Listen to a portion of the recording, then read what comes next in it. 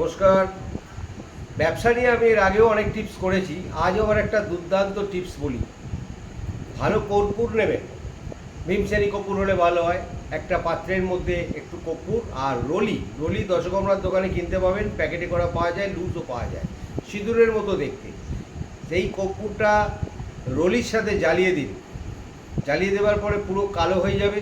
সেই রলি ভস্মটা, কর্পূর এবং রলির ভস্মটা, কর্পূরটা উদ্বায়ী জ্বলে গেল, রলি যে ভস্মটা হবে সেইটা কাগজে মুড়ে ক্যাশ ড্রয়ারে রেখে দিন।